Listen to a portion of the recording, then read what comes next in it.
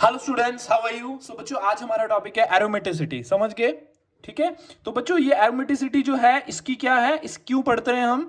क्योंकि इसमें हम स्टेबिलिटी को फाइंड करेंगे कंपाउंड्स की। ठीक है, कंपैरिजन करेंगे स्टेबिलिटी का। ठीक है, तो इसमें कुछ कंडीशंस हैं। ठीक है, इसमें 3 कंपाउंड है, एरोमेटिक, एंटी एरोमेटिक और नॉन एरोमेटिक। ठीक है, इनके कंपैरिजन करेंगे कि कौन स्टेबल है ज्यादा, कौन कम स्टेबल है। ठीक है, तो पहली कंडीशन है कि कंपाउंड साइक्लिक होना चाहिए, दूसरी है कॉन्जुगेशन होना चाहिए, एंड थर्ड इज प्लेनर होना चाहिए। प्लेनर मतलब एक ही प्लेन में हो सारे। ठीक है, मतलब अगर हमने पता करना होगा तो sp2 हाइब्रिडाइज्ड होना चाहिए सारा कार्बन। ठीक है, सारे कार्बन जो है sp2 हाइब्रिडाइज्ड होने चाहिए।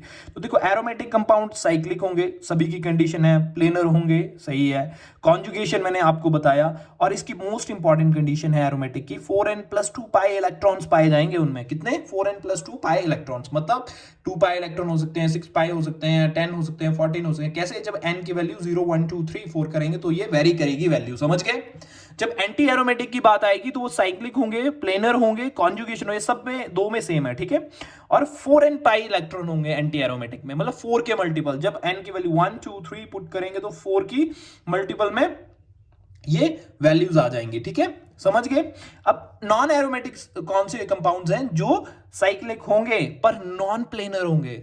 ठीक है, तो हम यहीं से समझाएंगे। अगर नॉन प्लेनर आ गए तो कैसे, मतलब एक पर्टिकुलर कार्बन का जो हाइब्रिडाइजेशन होगा वो sp3 होगा। ठीक है, जहां sp3 दिख गया तो आप झट झट से नॉन एरोमेटिक बता सकते हैं उनको। ठीक है बच्चों, अब हम स्टेबिलिटी की बात करेंगे तो सबसे स्टेबल जो होते हैं वो एरोमेटिक होते हैं, नॉन एरोमेटिक होते हैं, देन एंटी एरोमेटिक होते हैं। समझ गए? Aromatic, non aromatic and then anti aromatic. ठीक है, जैसे ये बेंजीन है। ठीक है, देखो सबसे पहले हमने कंडीशन साइक्लिक दिखनी है। साइक्लिक है, यस। कॉन्जुगेशन है, double single double single double single, yes. Planarity, हर कार्बन sp2 हाइब्रिडाइज है, यस। तो कितने इलेक्ट्रॉन हो गए? पाई बॉन्ड कितने? 1 2 3। तो कितने इलेक्ट्रॉन है? एक बॉन्ड में 2 इलेक्ट्रॉन होते हैं, तो 3 into 6, 3 into 2 6 pi electron. It means aromatic. 4n+2 pi 4n+2 pi electron को फॉलो कर रही है। ठीक है, देखिए मैंने आपको बताया ना 6 इलेक्ट्रॉन होंगे। देखिए, मतलब n की वैल्यू 1 थी तभी 6 पाई इलेक्ट्रॉन आ गया। समझ गए? अब आगे देखो, जैसे जैसे ये वाला है। ठीक है, अब देखो बच्चों, इस पे साइक्लिक है, कंडीशन देख लो। हाँ जी। कॉन्जुगेशन है, डबल सिंगल नेगेटिव है। प्लेनरिटी है इसकी, इधर कितनी है? sp2 और यहां पे कंफ्यूज हो रहे हैं बच्चे। ठीक है, तो यहां पे जब हाइड्रोजन होगा तो 1 2 3 और नेगेटिव, तो 3 प्लस लोन पेयर 4 हो जाएगा, तो sp3 होनी चाहिए, पर नहीं, बिकॉज ये वाला नेगेटिव चार्ज कॉन्जुगेशन में है रिंग के साथ। ठीक है, तो इसको काउंट नहीं करेंगे, तो हमारे पास sp2 हाइब्रिडाइज्ड ही होगा। ठीक है, तभी हम 4n पाई इलेक्ट्रॉन, कैसे? 2 इसके कर लिए काउंट और 2 इसके कर लिए, तभी एंटी एरोमेटिक आ गया। ठीक है, एंटी एरोमेटिक में क्या करेंगे? 4n+ पाई इलेक्ट्रॉन 4 के मल्टीपल में आएगा। ठीक है बच्चों, कई बार बोलेंगे हम, देखो मैंने इधर नोट बना के छोटा सा लिखा भी था कि sp2 है, पर हम इसको sp3 नहीं बोल सकते। क्यों? Because negative takes part in the negative charge takes part in conjugation, so it is sp2 hybridize. ठीक है, तो इस कार्बन पे नेगेटिव चार्ज रहेगा नहीं, क्योंकि रिंग में घूम जाएगा। समझ गए? वैसे ही यहाँ पे देखो, ये भी साइक्लिक है। हाँ जी। कॉन्जुगेशन है, डबल सिंगल पॉजिटिव, यस। हमने बताया था कि कॉन्जुगेशन कितने टाइप के होते हैं, double single positive, double single negative, double single lone pair, double single double. समझ गए? फिर एम्प्टी ऑर्बिटल और होगा, और एक लोन पेयर होंगे। तो लोन पेयर जब back bonding is also, we can call that particular thing is back bonding. ठीक है, तो उसको भी हम क्या बोलेंगे? वो रेजोनेंस में आएगा। ठीक है, तो इसमें क्या होगा? हर कोई sp2 हाइब्रिडाइज्ड है। ठीक है, तो 2 पाई इलेक्ट्रॉन आ गया मेरे 1 2। ठीक है, क्योंकि पॉजिटिव थोड़ी नहीं पेयर ऑफ इलेक्ट्रॉन शो कर रहा है, ये तो डेफिशिएंसी बता रहा, तो ये एरोमेटिक आ गया। समझ गए? अब देखो क्वेश्चन है यहाँ पे, देखो बच्चों यहाँ पे भी नेगेटिव चार्ज है। अब ऐसा मत सोचना कि सर यहाँ पे नेगेटिव चार्ज है तो 1 2 इस कार्बन का 1 2 3 और एक हाइड्रोजन, तो 4 हो गए, तो sp3 नहीं। ये रेजोनेंस में टेक पार्ट कर रहा है, takes part in resonance, this negative charge takes part in resonance in this benzene, sorry in this ring. समझ गए? समझ गए? ये वाला नेगेटिव चार्ज जो है ये इस रिंग में रेजोनेंस में क्या कर रहा है? पार्टिसिपेशन कर रहा है। ठीक है, तो ये इसमें काउंट नहीं करोगे आप हाइब्रिडाइजेशन में, sp2 ही रहेगी ये। और इसीलिए हमारे 1 2 3 4 5 6, क्योंकि negative charge denotes what? Lone pair ना, इनडायरेक्टली, कि ये कहीं से हमने इलेक्ट्रॉन लिए हुए हैं। ठीक है, तो हमारे 6 पाई इलेक्ट्रॉन आ जाएंगे। इट शोज एरोमेटिक कंपाउंड्स, ठीक है। अब देखो बच्चों 1 2 सबसे पहले देखो साइक्लिक है, यस सर। कॉन्जुगेशन है, लग रही है आपको, डबल सिंगल सिंगल पॉजिटिव, कौन सी कॉन्जुगेशन पढ़ ली हमने, इसमें कॉन्जुगेशन नहीं है, ये नॉन एरोमेटिक कंपाउंड है, समझ गए। अब देखो ये वाला कंपाउंड चलिए देखिए यहाँ पे कितना है, साइक्लिक है, यस। कॉन्जुगेशन है, double single lone pair, yes conjugation है। तो कितने इलेक्ट्रॉन हुए, 1 2 3 4 5 6, क्योंकि इस पे नाइट्रोजन पे लोन पेयर होता है ना, ठीक है। और अब ऐसा मत बोल देना कि सर 1 2 3 4 इसका तो, इसकी नाइट्रोजन की तो sp3 हाइब्रिडाइजेशन आ रही है, नहीं, ये प्लेनर ही है। कैसे, जब बिकॉज ये वाले pile lone pair of electron resonance में क्या कर रहे हैं, टेक पार्ट कर रहे हैं, समझ गए। इसीलिए 6 पाई इलेक्ट्रॉन आ जाएगा, 1 2 3 4 5 6, इट इज एरोमेटिक, समझ गए।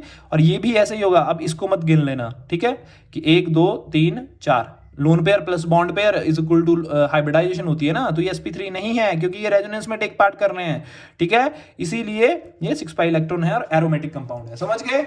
चलो अब आप बच्चों एक एन्युलीन करके एक टॉपिक है जिसमें क्या करते हैं, इसमें भी हम कंपाउंड्स की क्या स्टेबिलिटी देखने के लिए एरोमेटिक एंटी एरोमेटिक कंपाउंड्स देखते हैं, ठीक है। तो एन्युलीन्स होते हैं जैसे cyclic conjugated compound without charge, मतलब जैसे ब्रैकेट में ऐसे दिया होगा एन्युलीन लिखा होगा, तो x denotes number of carbon ring, जैसे 4 है तो 4 ही कार्बन होंगे और 4 ही हाइड्रोजन होंगे, इसका मतलब है, ठीक है। 4 ही देख लो, 1 2 3 4 5 6 7 8, ठीक है। देखो कितने कार्बन हुए, 1 2 3 3 1 2 3, देखो हाइड्रोजन कितने बन रहे, एक हाइड्रोजन हाइड्रोजन, समझ रहे। तो जितने कार्बन होंगे उतने हाइड्रोजन होते हैं। एन्युलीन का आपने अगर कभी स्ट्रक्चर देखना हो, अगर आपने पता लगाना है कि पर्टिकुलर कंपाउंड एन्युलीन है या नहीं है, तो जितने कार्बन होंगे उतने ही हाइड्रोजन होंगे, समझ गए। मतलब CHHX देख लेना, ठीक है। देखिए C6H6 जो है ये क्या फॉर्मूला है, C6H6, दिस इज ऑल्सो एन्युलीन, 6 एन्युलीन, समझ गए। जब हमने इसको फाइंड आउट करना है तो देखिए अब इसको देखना पड़ेगा, तो 1 2 3 4 साइक्लिक है, कॉन्जुगेशन है, तो 1 2 3 4 तो 4 के मल्टीपल में आ रहा है, तो इट मींस एंटी एरोमेटिक है, समझ गए।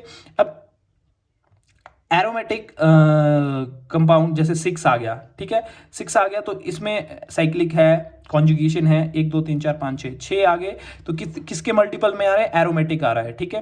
पर जब 8 आएगा तो इसमें एक्सेप्शन में पड़ जाएगा, ठीक है।